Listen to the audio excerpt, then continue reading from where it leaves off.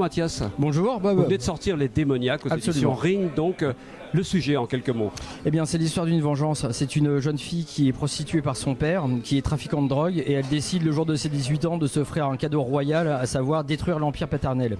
Donc c'est un livre qui traite de violences, diverses cruautés humaines, et elle va rencontrer dans sa croisade un homme qui va la seconder, une rencontre tout à fait belle et inattendue, qui met un peu de lumière dans un livre assez ténébreux, il faut bien le dire.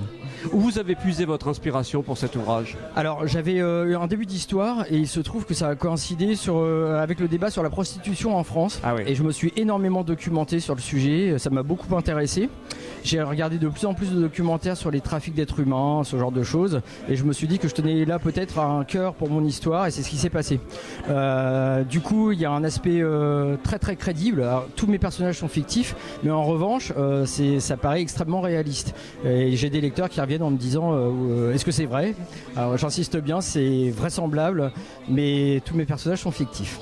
Aujourd'hui, c'est quartier du livre, on est dans les locaux de Ring et il y a déjà un monde fou, donc on a assez d'informations. Oui. On va mettre tout ça sur le site de France 3, et puis je vous laisse à vos dédicaces. Merci beaucoup, Mathias. Merci beaucoup, Bob.